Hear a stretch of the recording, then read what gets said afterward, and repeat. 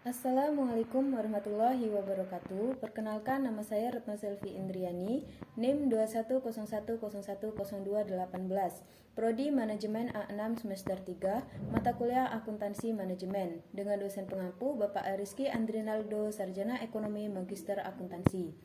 Materi yang akan saya bahas yaitu mengenai analisis penyimpangan anggaran. Yang pertama, kita akan membahas mengenai pengertian penyimpangan anggaran. Penyimpangan anggaran merupakan suatu tindakan yang terjadi karena tidak adanya perencanaan biaya yang baik dan efektif dalam suatu perusahaan karena pengawasan pada setiap bagian perusahaan, terutama bagian keuangan.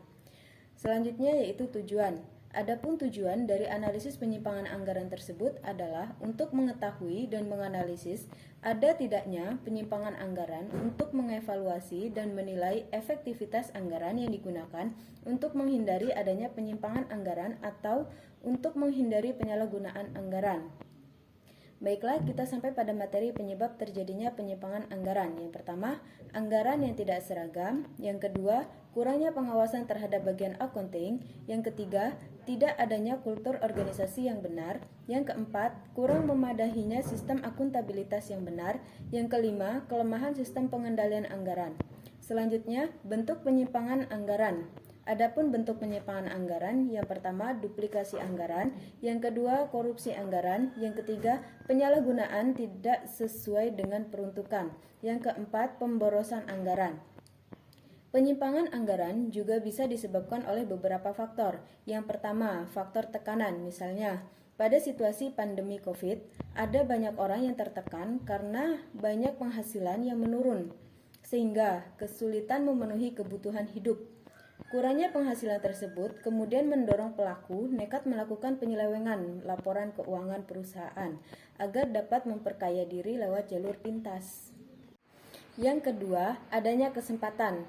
Bukan hanya inisiatif pelaku, orang yang sebelumnya bekerja dengan baik dan profesional bisa saja tergiur oleh situasi sekitar karena melihat adanya kesempatan untuk melakukan penyimpangan tanpa diketahui orang lain. Yang ketiga, adanya rasionalisasi. Adanya pandangan tindakan penyimpangan yang dilakukan adalah sebuah kewajaran.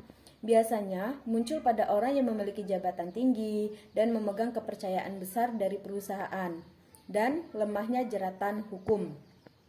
Lanjut materi berikutnya, kita akan membahas ciri-ciri telah terjadinya penyimpangan anggaran.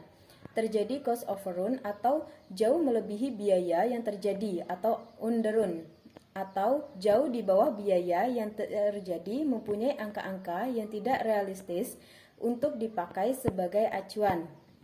Selanjutnya, dampak adanya penyimpangan anggaran.